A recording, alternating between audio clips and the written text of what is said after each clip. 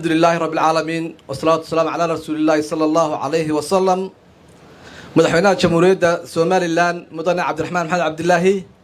وفدك هير قرن مدحده هير قبل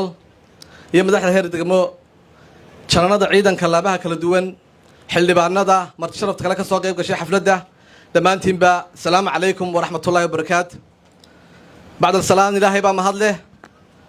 ilaaha subhanahu wa ta'ala halkan suu kan keenay mashruucan ballaaran ee qiimaha gaarka leh ee waliba siiba reebar barow leh mashruucaas oo ay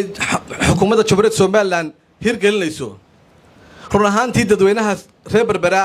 baahi weyn bay u qabeen biyo ballaarinta maanta la berbera laga dhagax dhigayo waxaynu odhan karnaa bariyahan ugu dambeysay degmada berbera ama magaalada berbera waxa ka socday mashaariic aad u ballaaran runtii ha noqoto xagga warshadaha oo warshado badan oo hadday sibirka noqoto hadday noqoto daqiiq hadday noqoto jingad warshado aad u ballaaran gobolka laga dhagax dhigay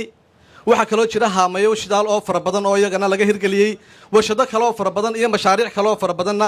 insha Allah waan sugaynaa dhagax dhigooda iyo hirgelinta gobolkaba iyo degmadaba runtii biyahan maanta aad bay dadweynaha reer berbera ugu baahi qabeen marka waxaanay ka tari doonaan wax aad u ballaaran runtii mudane madaxweyne iyo wafuudda sharafta halkan fadhiya magaalada berbera way ka cimilo duwan tahay gobolada iyo degmooyinka kale waa magaalo xeebeed way ka baahi badan tahay waanay uga nugushahay hal saac inay magaaladu biyo yaraato ama biyo beeshana kolley runtii berberi magaalo xamilaysa maaha waxa intaa dheer magaalada berbera runtii magaalada berberi 100% ama boqolkiiba boqol waa magaalo qasabada ka cabta halka magaalooyinka kale ama boqolkiiba 50 ama wax ku dhow ay ka cabaan magaalada biyaheedu runtii waxay aad iyo aad iyagoo maanta biyo ku filan haysata haddana maadaama horumar badan ka socdo gobolka iyo degmadaba waxa aad iyo aad u qurux badan oo sharaf mudan in biyaheeda ay mar walba sarow la qaado in mudane madaxweyne annaga ka wakaalad ahaan ama bahdii biyaha waxa sharaf noo ah inaad mashruuc intan leeg magaaladii berbera maanta ee biyo ballaarin loo sameeyo biyo ballaarintaasoo dadka reer berbera iyo dhammaan bulshadaba ka faa'iideysan doonto magaalada berbera mudane madaxweyne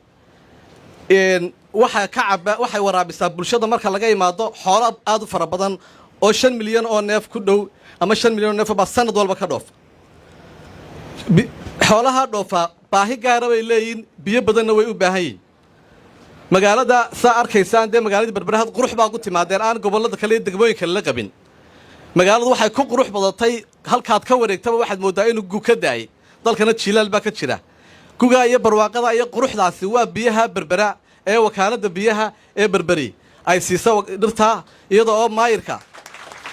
iyo golihiisa iyo agaasimay waaxidadiisuba runtii niman dadaalaya yihiin oo magaalada quruxdeeda iyo bilicdeedaba haddana horumariyeen haddana legasiga waxaa la leh wakaalada biyaha ee berbera oo runtii iyaduna